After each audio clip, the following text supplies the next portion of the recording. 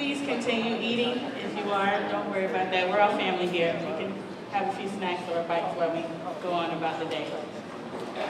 Next, I will be bringing up our fearless leader. Every ship needs a captain, right?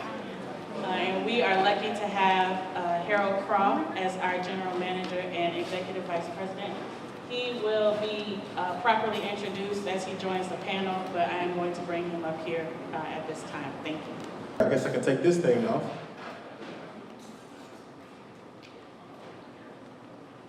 Made myself a couple notes so I don't mess this up. It's not like baseball where we know it's 3 outs, strikes, runs, home runs. So, hey, welcome to everybody that's here today. It's weird kind of getting to see people with their mask on, and then once they sit down, I'm going, oh, I do know who that is. So, if I did not say hello, I promise, not you have your mask off, I will say hello.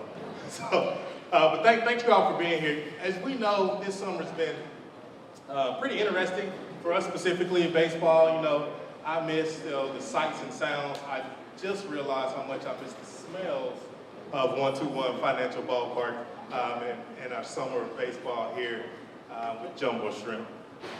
But we've also missed an opportunity to recognize a very, very important group of trailblazers, as this year, 2020, marks the 100th year anniversary of the founding of the Negro Leagues of Professional Baseball.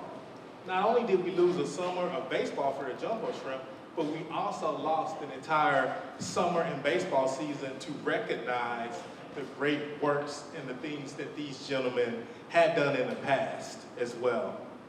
And I'm just bummed because of that. A little tip of the cap here today as our staff is wearing the Jacksonville Red Caps jersey that we traditionally wear on our Negro League night. Additionally, this summer, we've also experienced some uneasy times. I think it could best be put, one of my favorite one of my favorite guys in history, Frederick Douglass, once said, without a struggle, there can be no progress. So we've seen and heard from great community leaders in an effort to bring us all together and affect positive change. And so we can move forward as one community. We've also had some other folks around that have tried to divide us. We, Jacksonville Jumbo Shrimp, and I believe our community, will always choose unity, as we know diverse communities can thrive. So, to celebrate the 100th year anniversary of the Negro Leagues, and to continue the conversation in efforts to unite our community, this is the perfect opportunity and time to do it with this luncheon here today. Guys and ladies, I can't tell you how excited I am selfishly to hear from the great panelists that we have, some of their stories, and share some of their experiences on the stage. Friday, everybody. Happy Friday, everybody. Good to see you. I know when you eat, you get a little sleepy, but we'll wake up because we got a great group of panelists who are making their way to the stage now for our Refuse to Lose discussion on diversity in sports luncheon. So good to see you guys. Listen, I'm hype on Fridays. It's football Friday night. We got teams playing across the First Coast. I was so proud my cousin Andrew asked me to come over and be the moderator for today. So I'm thrilled about the conversation. It is a conversation that is long overdue, and it is a conversation that I'm hoping that we'll be discussing as we continue to try and make some change around here. You know, it's tough. I'll be 100% with you, being a black man, a black woman in America. I'm just gonna be 100. And you know, being a sports guy, one of the things that I am happy to see, but not just satisfied with, a lot of the professional athletes taking a stand and speaking out against equality and racism in our community. It's cute to wear shirts and have slogans on the back, but that's not enough. We gotta affect change. And to be 100% transparent, we just recently formed a diversity team over at First Coast News. And one of the things that the diversity team is working on, I think is very important, is that it does us no good to have a diversity team and it's only black people on the team. We need everybody at the table. We need everybody to understand the struggle. We need everybody to better understand our frustrations, our disappointments, our concerns. So to be here today with these great panelists, and to be here today with you great looking people, because all of y'all looking good, and thank God he's working with the weather because he could be steaming. I was telling Harold earlier, I said, had we had this on a hot day, you guys would have had to give us some tank tops and jumbo shrimp, tank tops and towels, because man, it is hot. So glad to be here. I know you guys are going to have a great time. You know, I like it when you respond, because this is not a funeral. We're just having a conversation. So I'm like the pastors like to say over there sometimes, if you agree with me, just say amen. You got it? So let's introduce our panelists today. Let's start with Harold Craw. Thank you, brother, for always being there for the tour. I appreciate it. The first African-American to win the Executive of the Year for any league in minor league baseball, Harold Craw was voted the 2017 Southern League Jimmy Bragan Executive of the Year by the general managers of the league member clubs, with 17 seasons of minor league baseball experience. Cuz this writing is so small, I'm about to do this, but I'm gonna try. I'm old now. The Chattanooga, Tennessee native oversees the Jumbo Shrimp's marketing and sales, community engagement, game day experience, and all other operational aspects of the organization. He is an active volunteer in the Jacksonville community, mentoring middle school youth through Jacksonville's Duval County Public Schools 5,000 Role Models program. I have a tie from them. It's red and black. I should have worn it. Too hot though. While working for the RiverDogs, Craw co-founded and co-chaired the Charleston RBI Baseball League. Let's give it up for Harold Craw. Erika Kegler, got it right? Yeah. As the Director of Player Development at the ATP Tour, the governing body of the men's professional tennis circuit, Kegler guides the organization's player enrichment programs for pro tennis players, elite juniors, and alumni. The programs include professional and personal development workshops, continuing education opportunities, and career transition services.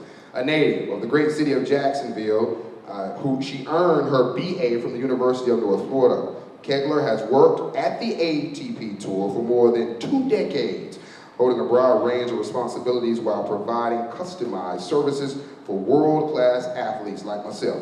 Just kidding. International tennis tournaments and global media organizations. Let's give it up for Miss Erika Kegler.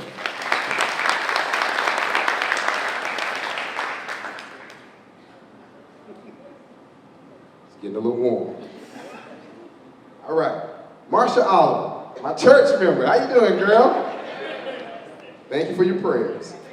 She is the PGA Tour Vice President, Community and Inclusion. Local native, Marsha Oliver is responsible for helping lead and support the PGA Tour's commitment to advancing diversity, equality, and inclusion practices that strengthen and improve communities. It's business and sport. She joined the tour in April 2019, bringing more than 20 years of experience leading public relations, marketing, communications, and crisis management efforts for corporate, government, and philanthropic organizations. In addition to serving as Director of Public Affairs and spokesperson for the City of Jacksonville, Mayor Lenny Curry, a position she held for nearly 4 years. Oliver spent 16 years as Assistant Superintendent Communications for Duval County Public Schools. In these capacities, Oliver earned numerous industry awards. And let me tell you, this is a short version. Your original bio that I got, I would have been here for an hour.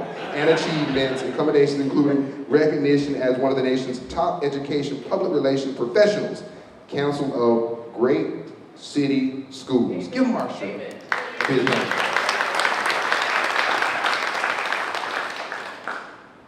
Chris can ball. Yes, brother can ball. Chris Singleton. Let's talk about him, a former Chicago Cubs minor league player from 2017 to 2018. Y'all see how confident I get when I talk sports? There's a whole tone change.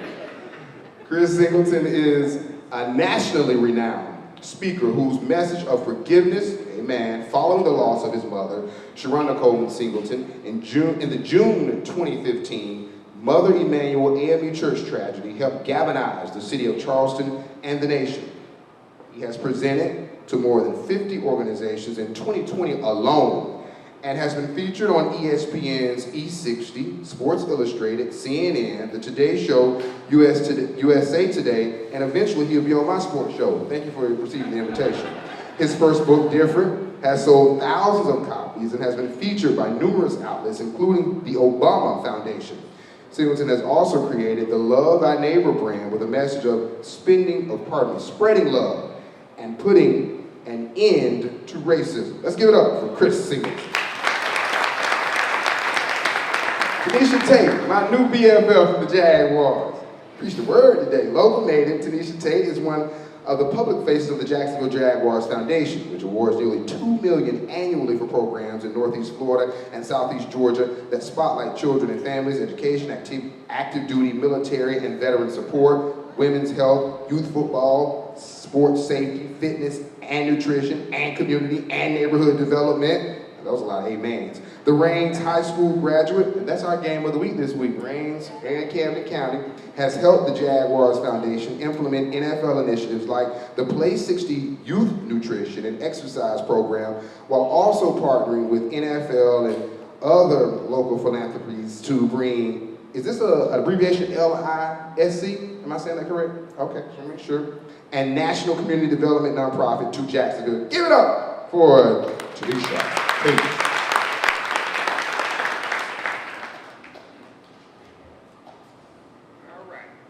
You guys ready to answer some questions? I got some good ones. I gave you a cheat sheet though, so I know y'all ready. All right, the first one, this is for anyone on the panel. Jump in when you want. What role, if any, did seeing people play who look like you, playing your desired sports, make you want to be a part of the career that you're a part of now?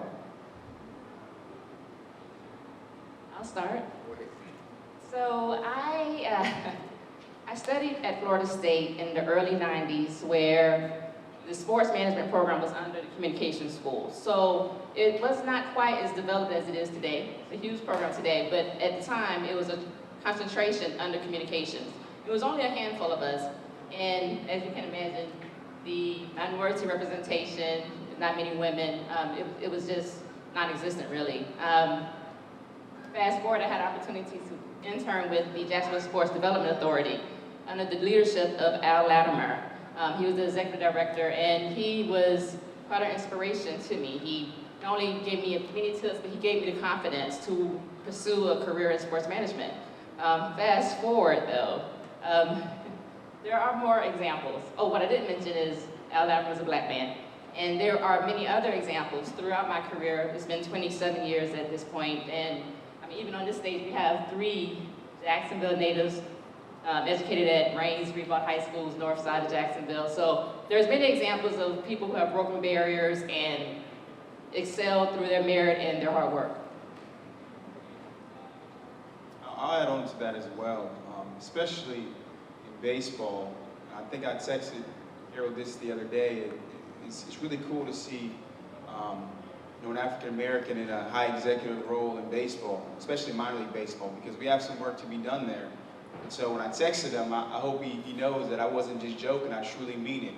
But when we see, like we watched that video of Jackie Robinson, Larry Doby, I can only imagine the kids that were playing baseball looking up to those players. And I think the same thing as far as me being a young African American, working in baseball.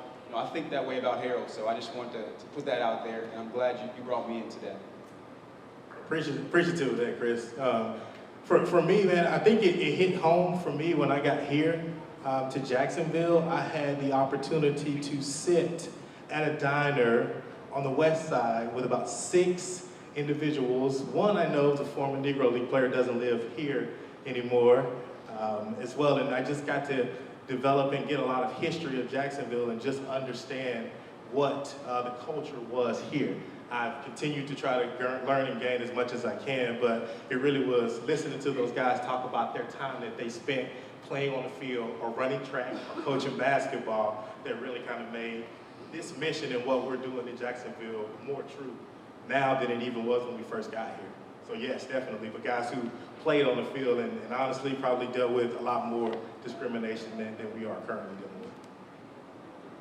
Well, I think for me, I definitely did not see anyone that looked like me or even knew that there was a space known as sports philanthropy growing up. So even in college, I did not prepare myself to move into the sports philanthropy field. I am an early education major who fell into sports philanthropy after leaving Ed White High School, actually.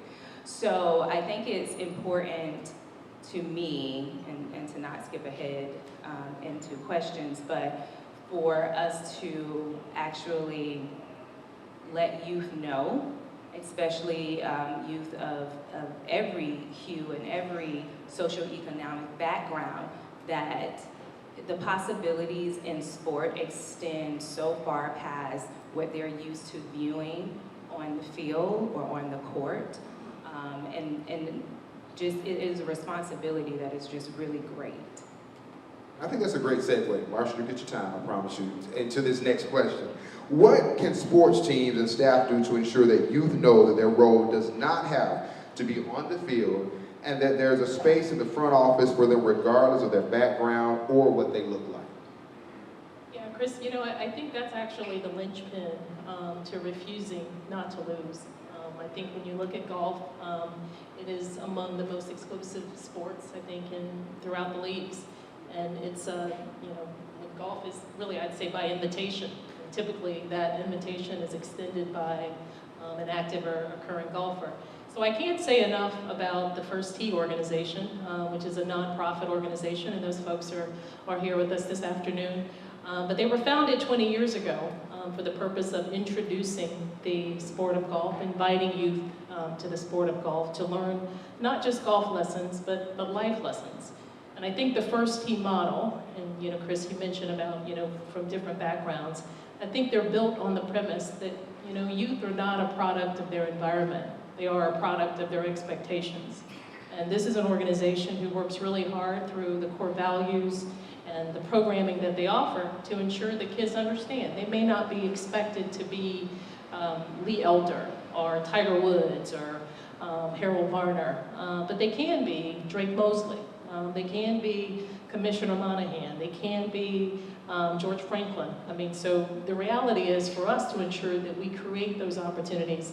I'd also like to add another point. We have a program, and I'm going to try to get this right because the person who leads that program is here in the room, but it's called Training You, and a few of my colleagues here on the panel have participated in it. But we actually bring high school students, public high school students, to PGA Tour headquarters for an afternoon of a panel where we have different sports representatives there to talk about the careers that are in sports. We have somewhat of a college fair to be able to introduce them to college, and that's really important for us to ensure that we do more of that and generate those opportunities for visibility in that space. So similar to the Train You program, the Jaguars has a tour that we do with high school students where we bring them to the stadium and we have them tour the stadium by department. And the thought process was to expose them to those careers that are off the field that often last far longer than the careers that they so covet that they see on the field. So the average NFL career lasts 3.5 years. That is really no way to decide that you're going to build a whole life, right? So when we then bring them and we expose them to all of those, what we call back house jobs, like my own that I'm now running into my 9th season, which far surpassed the average of 3.5 seasons. We take them to our fully staffed female legal department. We take them to our Jag Cinema department. We allow them to flip on the, you know, largest current, I think we're still the largest scoreboards, unless the Rams outdid us, I don't know, I don't want to talk about them. So, but we allow them to see all those jobs. We take them into our social digital room and show them a team of people who get paid to tweet and post all day. I mean, what teenager does not think that that is an amazing career path? So I think it is our job to make sure that we're exposing them to still being around their favorite sport, but in a different way, in what we call really lasting, impactful ways. To kind of piggyback on that, I mean, we have a program that's similar to that. For us, it's kind of twofold. So when we talk about the elementary, we talk about actually us being visible and going out and showing them that there are folks that look like them that are working in those front offices and around the business as well. And then as you get a little bit older, it's really about, like you guys have just discussed, ladies have just discussed, bringing people into your place of business and allowing them to see it. But we try to take it a step further with a connection with Duval County and Andrew Jackson High School, that we adopt 5 freshmen every year, and we see them through, and they help us organize and promote and run our high school games that we play out on the field every March here. Our goal is, once they graduate and go to college, if they need an internship, we are the logical person to work. And what better way to work and continue to build a network than in your own hometown that you've built growing up? All right, so we'll move on. This is for anyone. What is the best way for an organization to get a sense of the needs and interests of a group that is barely or not at all represented by its office demographics? You have to ask them. Like, I think that was just short and sweet. Like, you have to ask them. Do not assume that you get their needs or that you understand their needs. I think that there is a collective being vulnerable enough to pull a small group aside or a large group aside, or sending a blind survey that doesn't necessarily require a name, and just ask. Right, focus groups, surveys. I mean, there are so many organizations and agencies out there that are doing the work. So I definitely think if you don't have the resources to at least bring that in-house and have the talent in-house, by all means, take advantage of the services that are available on the outside. Yeah, and I'd have to say, you can't hide behind that. You know, you can't hide behind the fact that you don't have an organization, you know, represented. I think for us, we have what we call employee resource groups.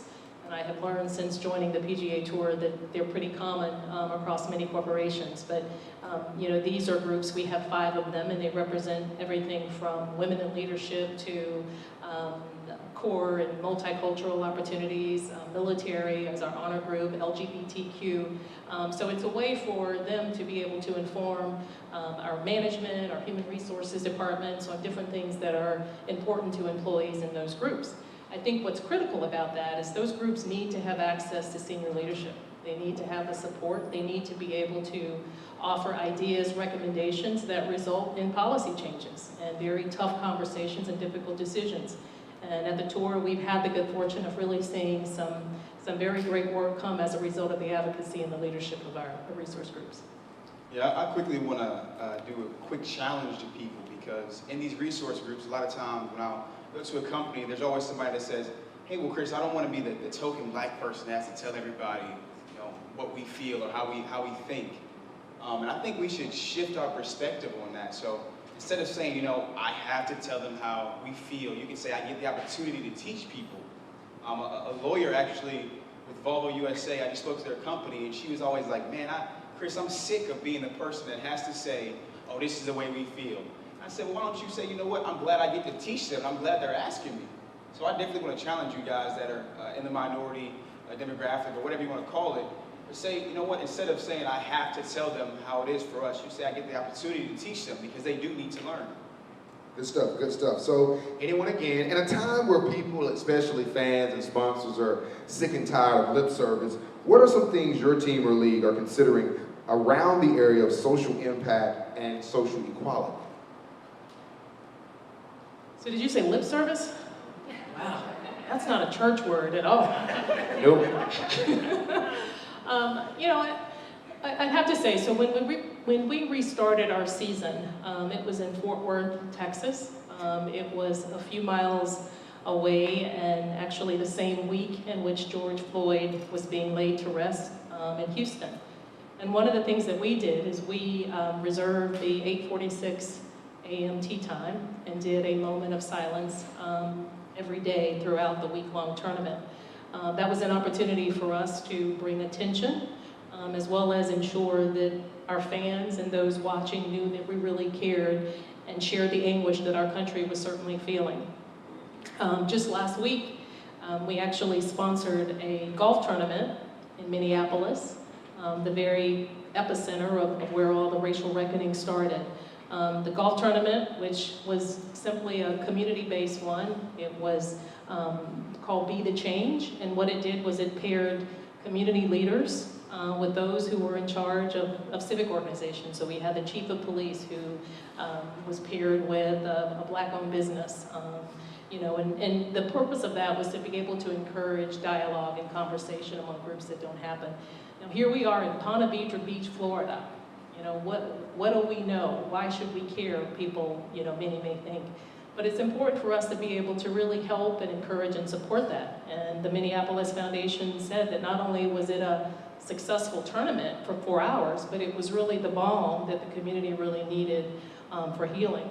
So we think it's a strong responsibility to do that. And most importantly I probably shouldn't say most importantly, but is equally importantly, 2 weeks ago our commissioner announced a $100 million pledge over 10 years to go specifically to nonprofit organizations that are addressing the disparities that disproportionately affect African American citizens and underrepresented populations. So my dad used to have a saying, you want to see what someone values, look at his or her checkbook. And certainly we recognize that money is not the solution, but certainly having the opportunities to bolster and provide support to organizations who are leaders in this space goes a long way to healing our country. Anybody else want to jump in? I will.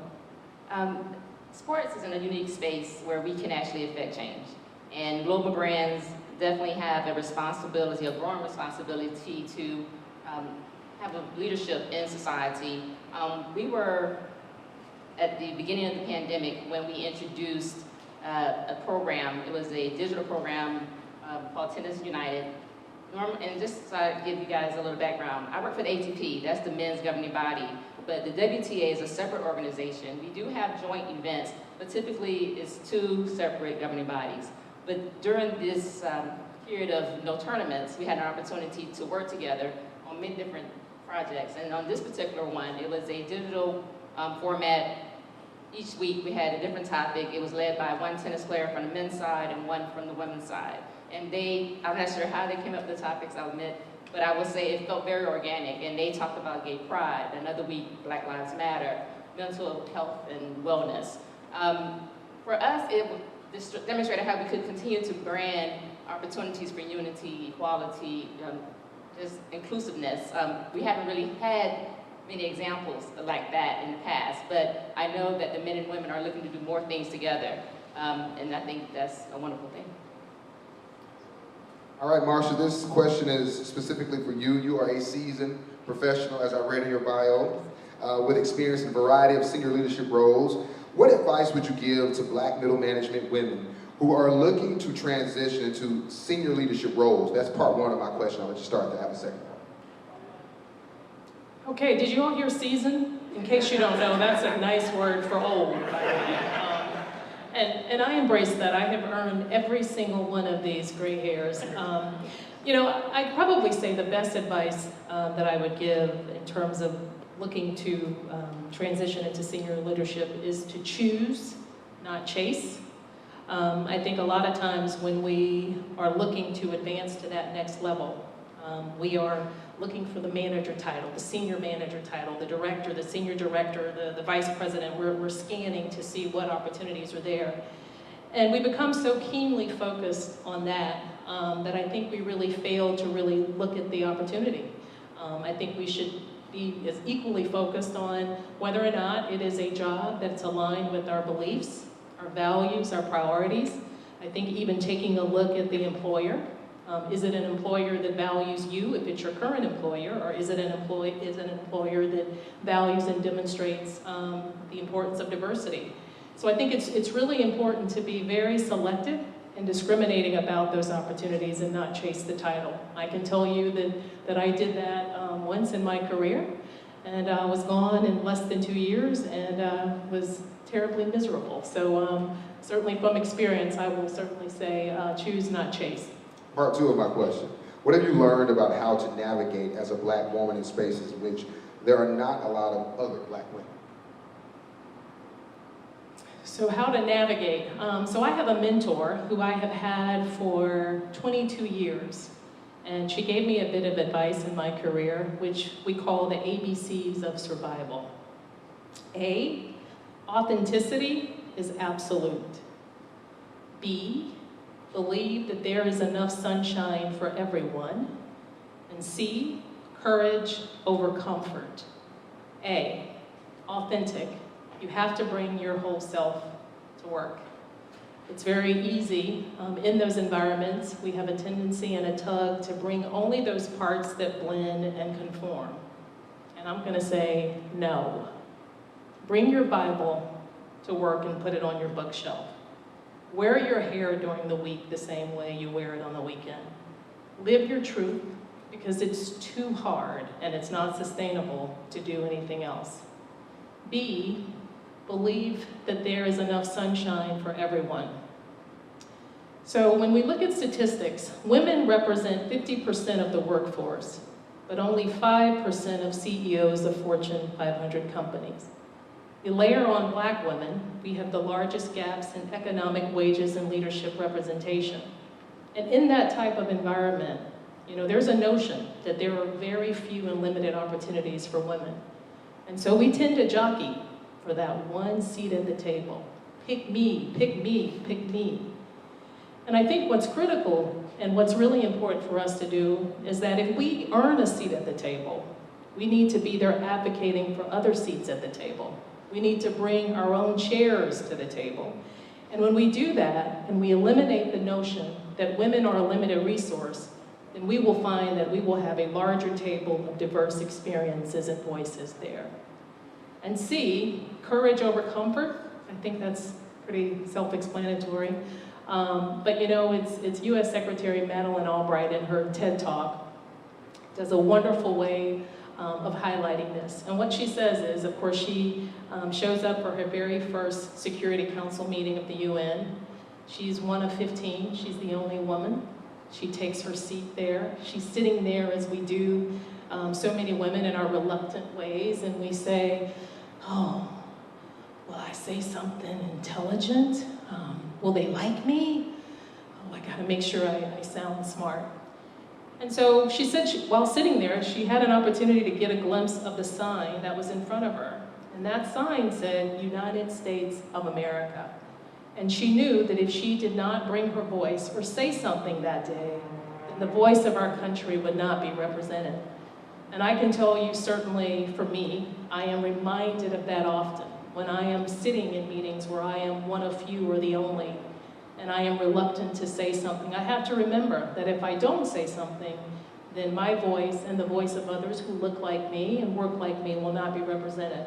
So those are the ABCs, and I can tell you that I'm still trying to live them many years later. In sports, when you get the momentum, you have to keep it going. So I'm going to stay with you right here. I have another question. You have recently taken over the inclusion efforts for the PGA Tour. What was the tour doing that was working, and what areas do you look forward to addressing in your new position?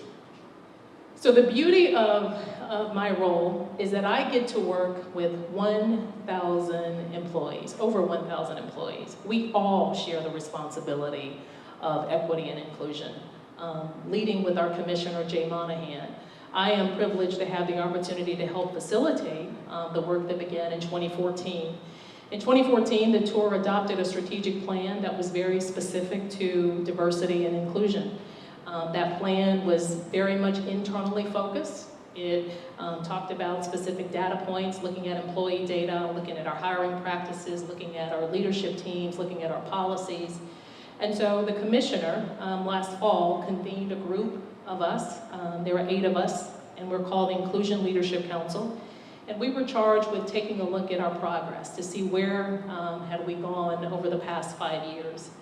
So in the middle of that planning, we had a racial reckoning of our country with the George Floyd tragedy and of course the protests that ensued. So it generated a whole lot of conversations for companies. We saw a lot of pledges and tweets and declarations and things of the like. And it also generated a lot of conversation for us. What exactly should we do? What is our role? And what we discovered was it was very important for us to not just be internally focused on our welcoming and inclusive culture, but what we should be doing and leading externally. And so I mentioned a little bit about the $100 million pledge and commitment that we made. That is a space that we know. Our tournaments and our organizations is designed in a way in which When we play tournaments, we benefit the communities where we play. It's how we're built. This past January, we announced a $3 billion charitable impact to the communities where we play since our inception. So that space, we know it's important to be good stewards in the communities where we are. So with that $100 million pledge over 10 years, we will support those nonprofit organizations in those communities where we host tournaments. And we will continue to do that and maintain our commitment to growing our impact, to learn more about the disparities and the barriers and how we can really be a part of the solution. The second part of that is growing our sport. You know, golf is deemed to be a homogeneous sport. It's been deemed that way for centuries. We want golf to look like America, and we certainly know that we've got a long way to go to do that, but we're committed to it.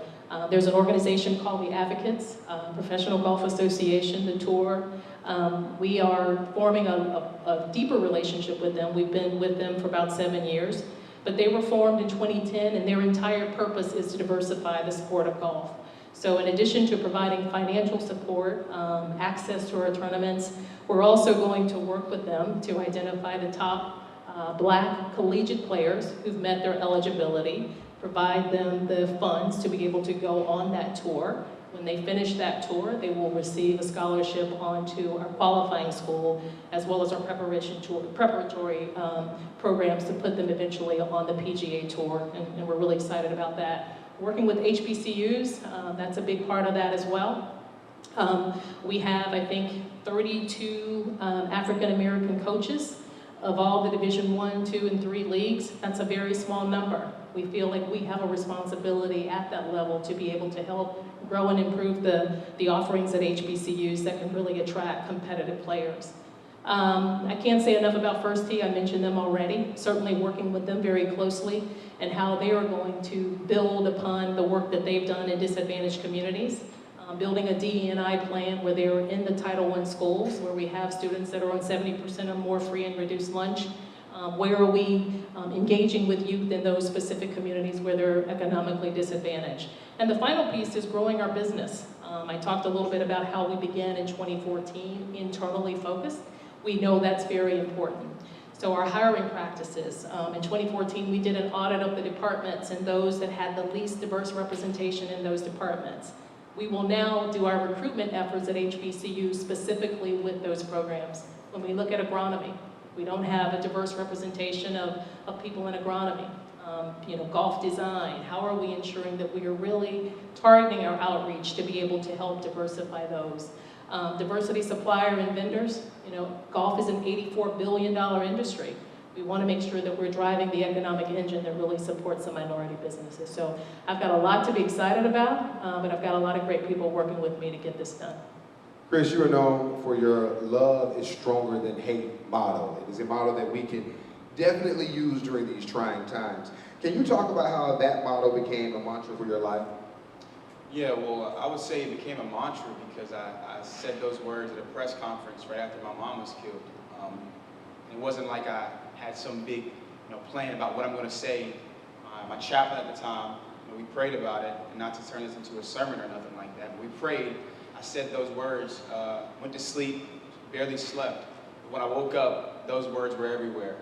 And when that happened, I saw how people came together around one another, and people are asking me right now with everything going on, Chris, why isn't everybody coming together like what happened in Charleston? And I say, well, my mom was killed as well as 8 other people.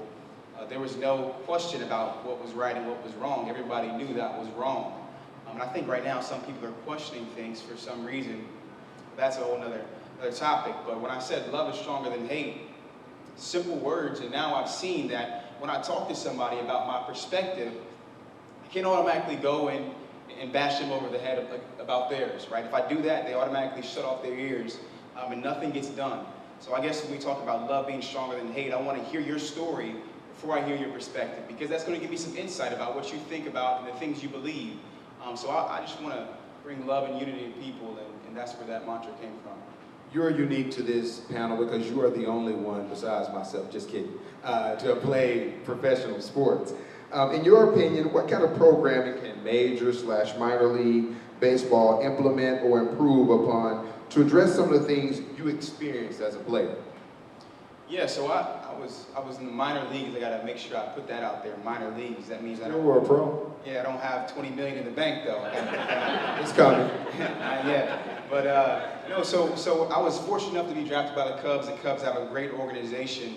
Even though they cut me, I love them because I started seeing a therapist when I was there. They had therapy for all their minor leaguers, which not every team is doing. So for number one, I want to see that everywhere. But when I was just doing an interview with Yahoo Sports, and it just released yesterday, we were talking about the protests in Major League Baseball and my thoughts on that. And I remember him asking me, Chris, do you think this helped baseball in the eyes of African Americans in the country? And I said, well, it certainly didn't hurt it, right? If I'm sitting at the dinner table with my 2-year-old son and my little brother who's 17, and we're watching this, we're saying, well, they're doing that, thinking about me, thinking about us. And so I definitely think that definitely helped our sport as far as, when African Americans are seeing baseball as an option, we see that they care about African Americans. So I think it definitely helped. To also answer that question, Harold did great things with the RBI program in Charleston. Now I'm kind of, still working with them. But I definitely want to see Major League Baseball not just put RBI programs into place or something like that, but properly educate them on the game, right? Because it's different than putting somebody somewhere to teach kids. Well, I want to make sure that person knows what to teach those kids, right? And so that's one thing I definitely want to see as well happen in our game. And to end all of that, man, I'm extremely hopeful about the game of baseball and in our community and what people see. But I want to challenge MLB one more time to really market the game of baseball to African American communities. So when I think about people like Tim Anderson, who's with the Chicago White Sox, who's an all-star, who was the batting champ last year in his division, I should see Tim Anderson everywhere in Chicago, right? I should see him on all their marketing, because if I'm a black kid walking in Chicago and I see Tim Anderson crushing, killing the game in baseball, and he's got some swagger when he's doing it, man, that would definitely be appealing to me. So I definitely think MLB has some work to be done as far as marketing to people that look like myself when they're young. Hey, Chris, sorry. That's like my point, and one of the reasons I stay in this business today, but because we don't put the stars that should be in the front. We all know I have a 13-year-old daughter, and I know that she wants to see the WNBA player with swag. She loves Candace Parker. She doesn't care for Adegayo. But so she wants to see that. So why aren't we doing that? It's one of the few sports that people don't have a helmet on. They have a batting helmet, but you can still see their face. It's tough in football, but basketball does a great job of it, and I really wish Major League Baseball. So maybe we can challenge them together. All right. All right, challenge accepted. T-Neisha Tate, you just received a promotion. Jaguars Vice President of Social Responsibility and Impact. Two-part question, we'll just start with the first part. How will the addition of you into this role elevate what the Jaguars will do in the community around social impact? Because we did see a lot of the players here recently leading protests here in downtown Jacksonville. So I'll say first, I've been in the role for 3 weeks.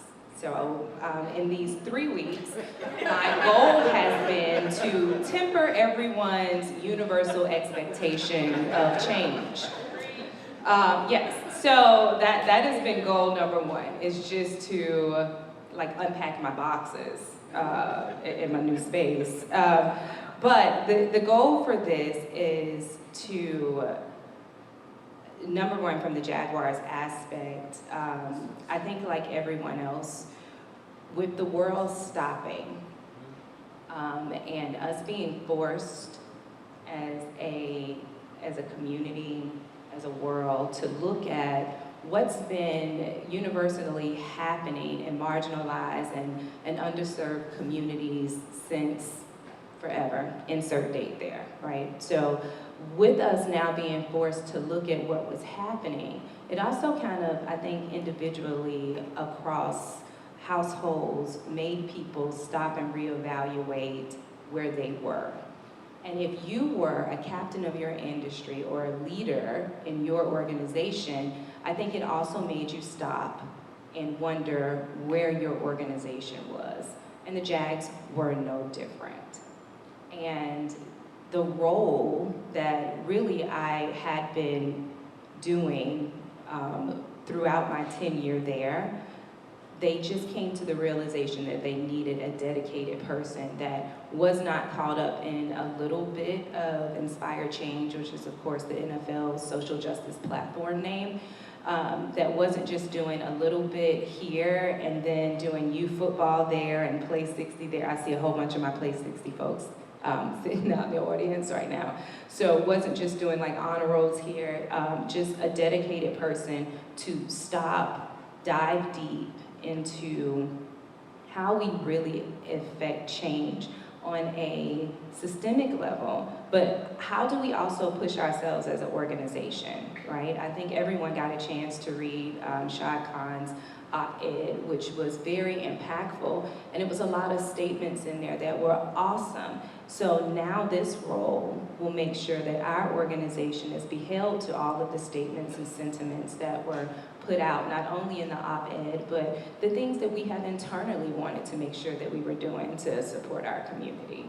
Now, while you've only been in this role for 3 weeks, 3 weeks. I am sure before you were promoted, you had to share your vision and plan for this new role. So, with that being said, what programming are you most excited to implement?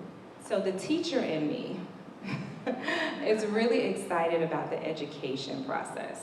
I know that when it comes to change, the one word that everyone is very adverse to is patience. So I'm going to learn a synonym to that word because that's a horrible, horrible word.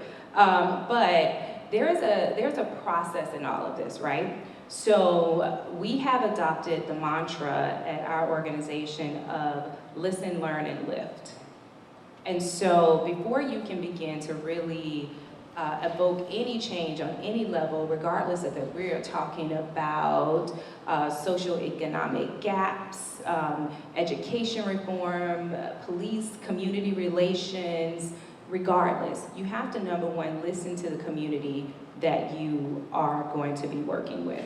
Because even from neighborhood to neighborhood, the need is different. What I'm going to run into on the east side of Jacksonville is not necessarily the same thing that I am going to run into on the northwest side of Jacksonville. And if I'm working on the northwest side of Jacksonville, the needs that I may run into off of Avenue B and 45th Street is absolutely not the same need that I'm going to run into off of Revault Scenic Drive, and may not be the same need that I run into with families that are around the corner in the Harborview neighborhood, right? So I have to listen first. And then I have to learn about those things that they say they need. And now I need to build effective partnerships and activate all the power of sport around it. So what we know about sport offhand is that it is the great unifier. It has always been a great unifier. It does not see race. It does not see gender, it does not see socioeconomic status, it does not see varying levels of ability. We are fully adaptable, and if we can just hone that power of that unifying thing that makes our Jaguars fans bleed teal every Sunday, regardless of record, because y'all been with us, right? Yes. Right. One winning season in like 20,000 years. Amen. But we hanging in there, my God. I saw Sunday. So, that unifying thing. But I love the jacket. Oh, and me too. I've been there. I got you. So, that unifying thing that makes us season after season cheer on our favorite sport or get behind our favorite athlete is that same power that we can use to change things in a grassroots way that becomes sustainable. But it is making sure that we are listening first, learning what the problem is, and then we begin to lift that community, that person, and also knowing that we may not necessarily eradicate all of those things, but we can help flatten whatever that curve is. We just need to start chipping away at the bit. And that just starts one conversation at a time, one partnership at a time, and just slow and steady. As I said before your first question, the Jaguars, one of several NFL teams early on to lead peaceful protests after the killing of George Floyd. How did this come about, and how was this received both locally and on the NFL level? I think anytime a protest is meant to be just an attention getter, right? On the basis of it. It is meant to get attention. And so, depending on what side of the ball you're on, you may or may not have appreciated it. However, internally, how we arrived at it was really from a place of, number one, listening, learning, and collectively deciding as an organization that this is what we were going to do. It started with having some, what we are calling uncomfortable conversations, right? I believe a lot of organizations and households across our country and others have been having those conversations, and the Jaguars were no different. Those conversations started top down. It was our ownership, it was our head coach, it was our GM, it was our president, it was our senior leaderships, it was infinity groups, it was our players, and they were really no holds bar conversations. And much like your experience with the Cubs, we actually do have licensed therapists that are on staff with us. And so there were times where we actually had to, pull out that dial a friend, pull that lifeline in, and we did those things. And when that moment came for us, because we felt like collectively we had hit a point where we were able to share where we had gotten in our healing, that is when we decided to be that first NFL team to lead a peaceful protest. But like anyone who does the attention getter, now the work starts. And so now we are at the point of learning so that we can get back to the lift of making sure that we are invoking the change that we want.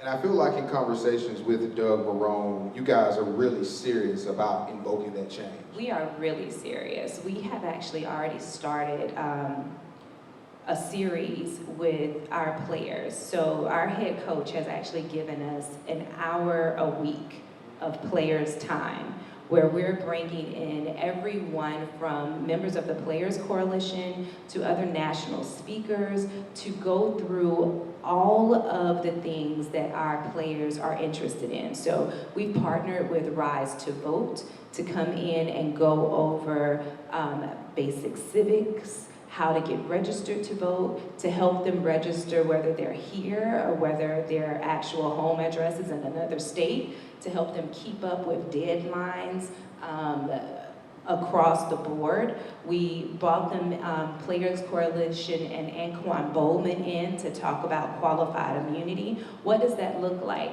What does restoring voters' rights for previously convicted felons look like? Why does that one page where your actual court fees lie mean so much depending on the county that you're in?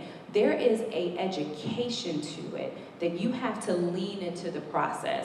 And so this new role will be helping to navigate not only within our organization, but our outside partners and our community through this process. Good stuff, good stuff. And by the way, I do want to say this is my 11th season covering the Jaguars. I love the Jags. I didn't mean to say 20 gazillion years, but when you only have one winning season in 11, it feels like 20 gazillion years. And I'm excited about us being 1-0. I know it's early. We're 1-0. We're taking every win. Yeah. Okay? All right. We're going to leave it there.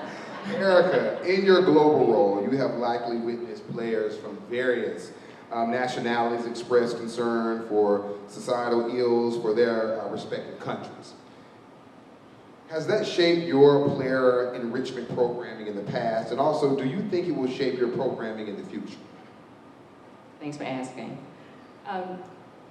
Just so you understand the global sport, the global scope of our sport, we have probably 2,000 players ranked, and we probably reach over 100 countries.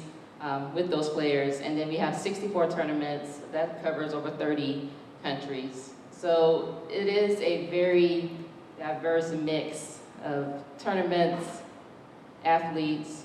Obviously, the media that covers them are also international.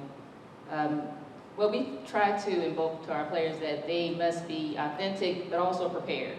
And so to assist them with that, we do provide media training as soon as they become members, and we have that training ongoing. We want them to make sure they know their messaging and know, be prepared for the detractors.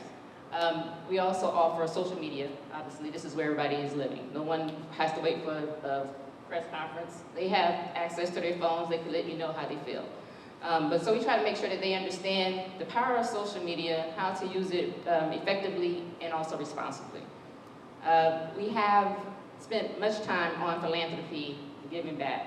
And we have also introduced programming around raising awareness around unconscious bias and discrimination, microaggression. We do not have a formal program for activism, not yet. But we've seen examples of our athletes using their voices and their platform. And so is that something that we'll develop?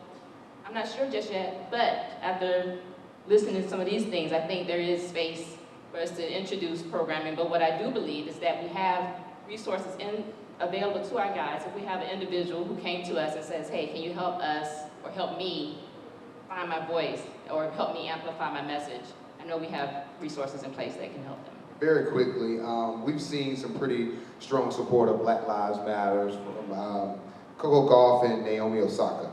How has that been received, and do you think more players will follow suit?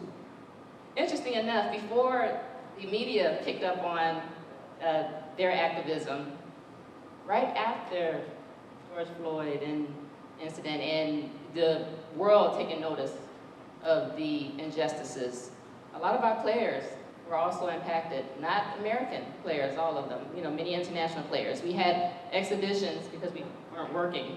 There were exhibitions in different countries.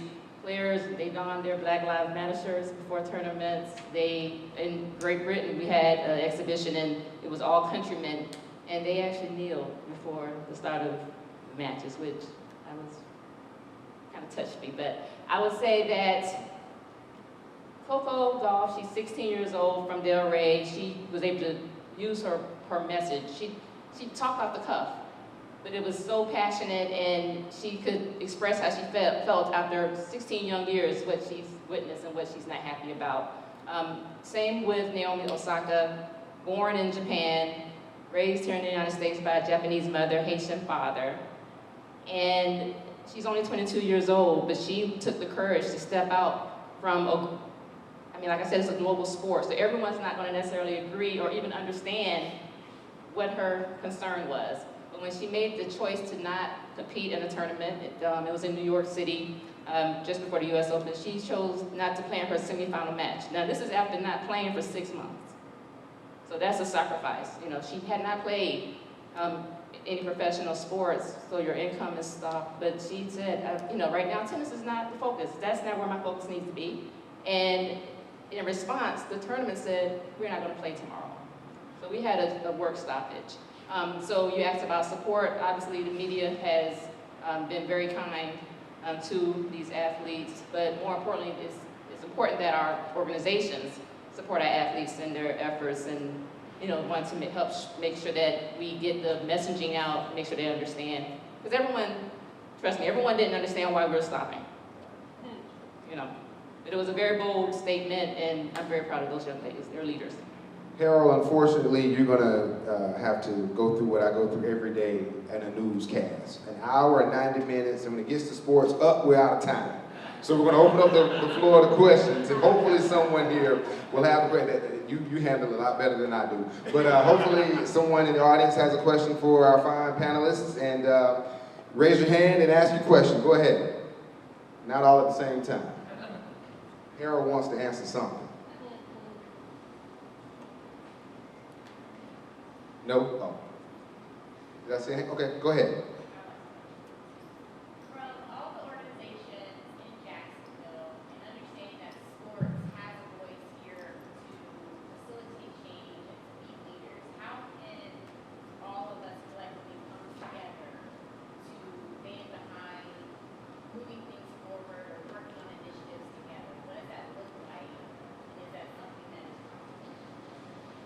The short answer for me is absolutely it's possible. I think from our different organizations, we have different people engaging with each other on a daily basis.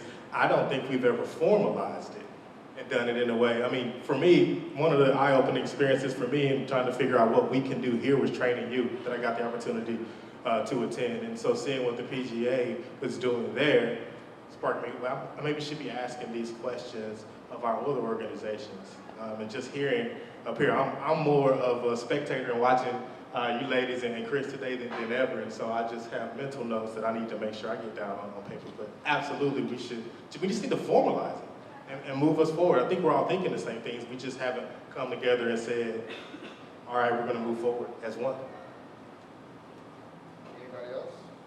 Yeah, I mean, and Laura certainly knows there's an effort that we're leading at the PGA Tour with PGA of America. You know, when people say PGA, they're not sure, you know, which one. So there is a collaborative effort for us to get together with our industry manufacturers, our endemic partners, you know, those who make equipment and such, to be able to see what we can do as an industry together to be able to grow and diversify the game. And I think that's critically important, but to the point of the question raised, I think there's some value and benefit in all of us within our own respective industries get together and collaborate for sure.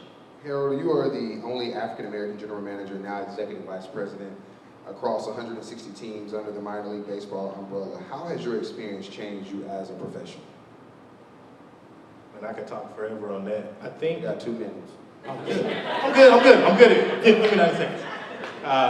But really, it's really just been a learning experience. I had an owner once, after we went to go see the movie 42, when it came out, as we sat in the car in front of a hotel in Davenport, Iowa, he turned to me and looked at me and he said, "Do you feel like Jackie?"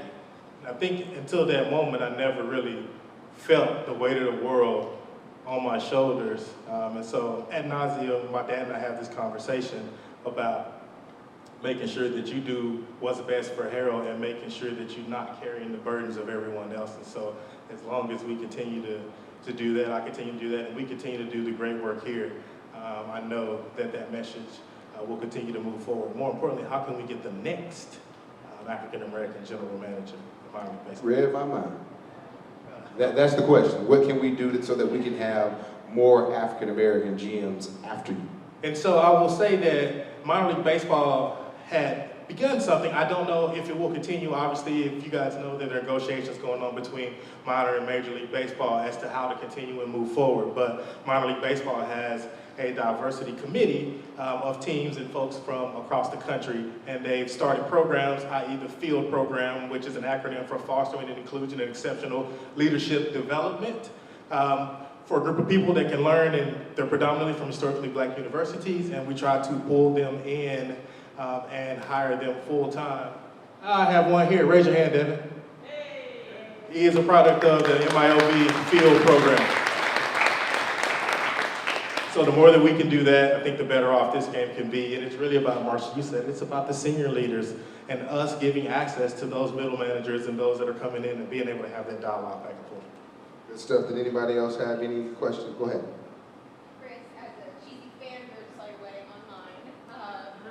TV. It was beautiful. I've been a fangirl since we've seen that and from a lot of your speeches online. I wanted to know what keeps you so positive about the outlook for the future. Yeah, so she's talking about my wedding that was on Lifetime. It was a free wedding, by the way. Wow. Good job. It was a lot of fun, and it wasn't 90 Day Fiance. That wasn't. But thank you for that. And I guess my positive outlook is because, you know, I had to take care of my brother and sister after my parents passed away, and I was 20 years old. And so I think when you're in a situation like that, you kind of have to tell yourself, I can either sink or swim, right? I'm a man of faith myself, and I think that God has definitely helped me, you know, be strong when I need to be, but also be vulnerable, right? I'm always vulnerable with my brother and sister when I need to be as well. So that's one thing. I'm also a person that's trying to end racism, right? And that's really a tough subject. And so if you're trying to go after something like that, you got to be optimistic. You know what I'm saying? So I guess that's where it comes from. Stuff happens to you, but it's all about your response to it. So that's where it comes from. Anyone else had a question? Go ahead. Yeah,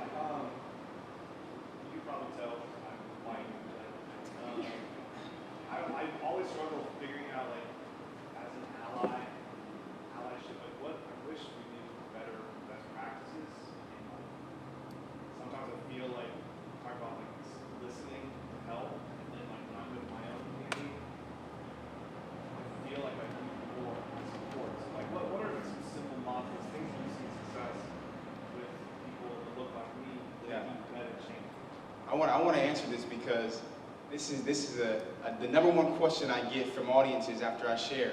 I'm a white guy, what can I do? And I'll give you guys a pretty famous white guy who kind of asked that same question. His name is J.J. Watt. I spoke to the Houston Texans team about a month and a half ago, and J.J. said, you know, he grew up in a town of very few black people, right? But once he got to college, it was a learning experience for him. And so now that you've been learning, you don't have to be the person that is with the bullhorn or the blowhorn and shouting and protesting. But when you see your colleague or friend that's doing so and you agree with them, you're an ally, you can shoot them a text. I see you, I support you, I'm here with you. When you see them and they post something about a nonprofit that they're, a grassroots nonprofit that they're going out and volunteering for, you can say, you know what, I'm an ally, why don't I go with you? You know what I'm saying? So I think we can get, you know, we can feel awkward because I'm the white guy, so I don't want to scream and shout because people are going to say, you don't know what it feels like. But you can say, I don't know what it feels like, but I'm going to shoot this person a text, or I'm going to give them a hug, or whatever it may be, post-COVID, give them a hug. Right? Say, I'm with you, right? I'm here with you. Although I'm not tweeting it every day, I didn't post a black picture, I want you to know personally, because you're my friend, that I'm here with you. I just want to piggyback on that. I get asked this question a lot as well. So I think another thing, when you are in your personal circles, I think it's also as simple as not allowing things that you know that aren't right fly, right? So it's no different than calling out a friend who makes a misogynistic joke and you go, that's not cool. It's no different. So if they're saying something that could be seen as out of sorts, that could be seen as derogatory or wrong towards a certain population of people, I think it is better that you, as a friend, someone who cares about them, are the person that is calling them out or just saying, hey, that's not right, or just redirecting the behavior.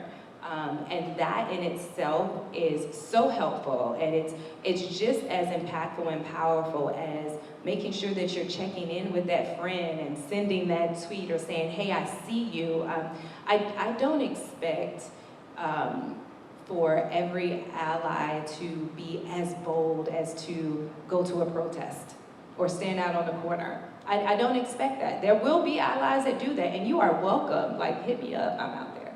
So you can do that. But if that's not where your advocacy comfort level is, find where it is and comfortably stay there. But don't shy away when it becomes something that you need to call out. We have time for one final question. Go ahead. Thank you, Kurt. I guess I wanted to ask, how do we take this synergy of energy that we have here today to the people who really need to hear into that community? Because we got people who are living in a condition, and they think that condition is their conclusion, right? So we have Bishop here, and we have some other leaders here. How do we take this back and duplicate? Because I want to say to Harold and to Andrea, they have been so transparent and open here.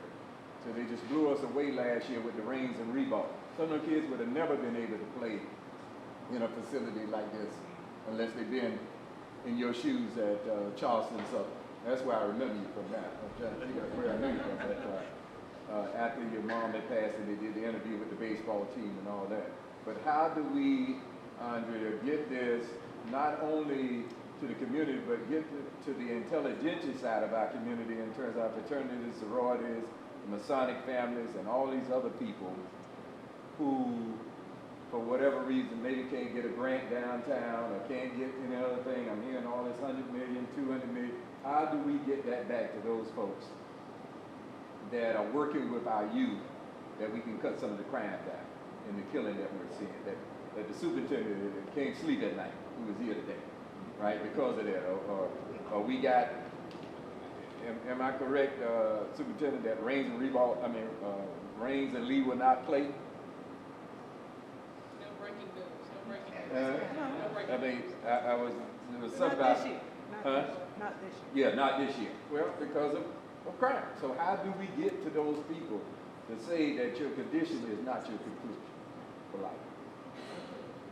Yeah, and thank you, Tony, for the question. I think there are a number of answers, I think, to that. For one, we need to keep these conversations and these type of events and activities going and having them not just be a one-time thing. When we look at 2014, and it's very ironic, in 2014 we had the beginning of the Ebola outbreak in West Africa. That was the same year of the deaths of Michael Brown, Ferguson, Eric Gardner, New York. So we had Ebola, 2 deaths at the hands of police. And sound familiar? And where we are today. And there were a lot of protests and outcry following that. But clearly, something happened over the course of those 6 years. So I think what's really important is keeping the dialogue, keeping the challenge, keeping the conversations going, making sure that those that are allies are choosing courage over comfort to be able to have those conversations. And I think for the most part, it's being in the community, and I believe I heard Harold say it. There's a lot of effort, and I think there's some value in bringing youth to our prospective places to show them the opportunities, but I also think it's as equally valuable, and we've heard our commissioner say that we need to meet people where they are. So how can we take this in the specific communities where our youth are? And I think there's a bit of work that's starting with that, and we can continue to do it. Thank you. So before we say goodbye, we're going to bring Andrea back up. She's going to make a few final remarks, and then I'll say a few things, and then we all go home.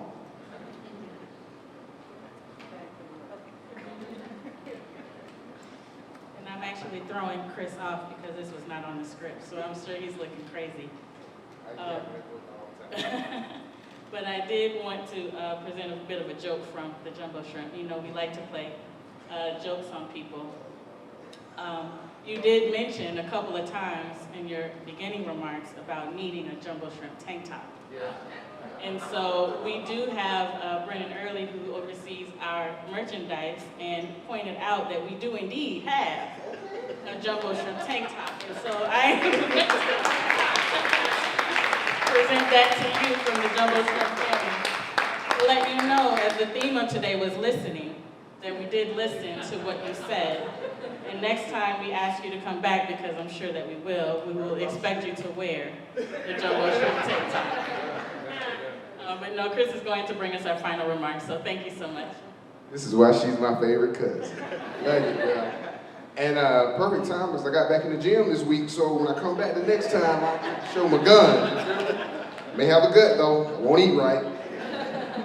So again, thank all you guys for coming. I want to thank our fine sponsors, Sunshine Health, Downtown Jacksonville, Renewal by Anderson, ViStar, Harden. I hope I didn't forget anybody. And please help me again say a big thank you to these fine folk who sat on this panel today. And I'll go through the names again and raise your hand. Harold Craw, Erika Kegler, Marsha Oliver, Chris Singleton, and T-Neisha Tate. You guys did a fantastic job. And all of you in the leadership, I feel like our future is in great hands, and that change, we'll make it happen. We'll be coming back, and we'll be talking about some of the things we've done with that $100 million and all that kind of good stuff. Would that be all right? Also, thank all of you guys for coming out this morning, now afternoon.